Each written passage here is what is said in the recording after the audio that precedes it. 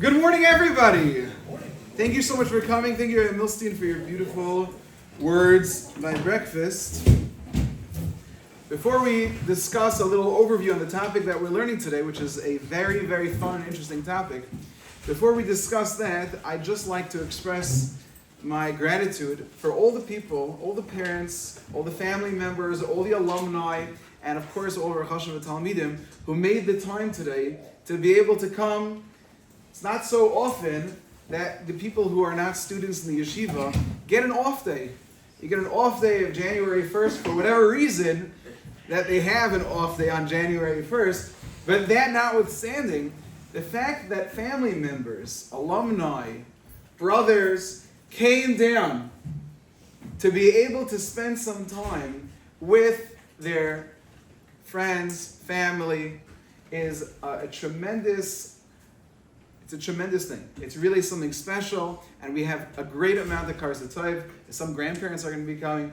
We have a great amount of Karas Tov to all of you, and on behalf of the Talmidim, and on behalf of myself, I just want to say thank you very, very much. It is the Yom Tiv of thank you. L'haydis u'lahalo. I told my class yesterday that the Sefer HaChinuch, Milstein, in his class, learns every single mitzvah in the Torah. So they learn all 613. So the 33rd mitzvah in the Torah is the mitzvah of Kibbud Av V'Im.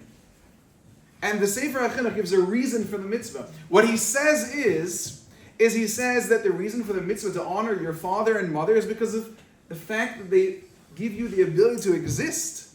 You would not be here without your father and mother. Nothing. You wouldn't be alive. And he takes it a step further, beyond that. The fact that they gave you your clothing, they gave you food, they gave you everything, tuition bills, and everything that you have in life. That is a reason a person needs to show honor to the parents. They even give you the ability to drive a car and a car sometimes to be able to get to yeshiva. But so much kavod we owe our parents. Starts with gratitude. But what's surprising is then he takes step two. Step two in the Sefer HaChinuch, when he talks about the mitzvah of Kibbud Av V'Im, is, and if you have such gratitude to your parents, think about how much gratitude you have to have for Hashem.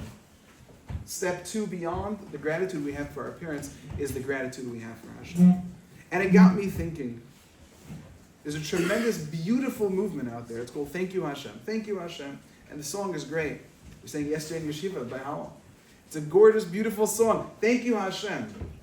But the Sefer HaChinuch says that Thank You Hashem is step two.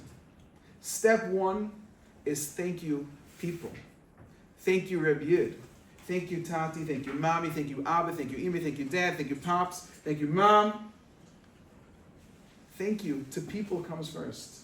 Once I learn how to say thank you to people in my life, then I develop the gratitude, the appreciation for Hashem. Of course you've got to say thank you to Hashem. Baruch Ato Hashem. I recognize everything comes from you. But to develop the feelings of gratitude, it starts with a gratitude towards people. So I just want to say thank you to be able, for the fact that you took the time on January 1st, which surely everyone gets off because the 7th day of Hanukkah. But the fact that you took out the time of your day to be here, to learn, to spend some time together, is something incredibly special. Last year, by the annual Dor L'Dor breakfast, what we said last year was that this, hopefully, with a lot of people, is just step one. Aside from step one of gratitude, but step one in being able to learn with your child, being able to learn with your brother, being able to learn with your grandson, being able to learn with your friend on your free time.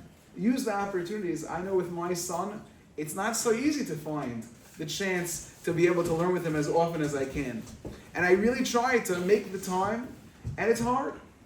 But when I get that time, we know how much it invigorates us to be able to use that time properly and to be able to really maximize on the potential of the relationship that we have with others. In the great yeshivas in Europe, they used to have a 5-minute Seder.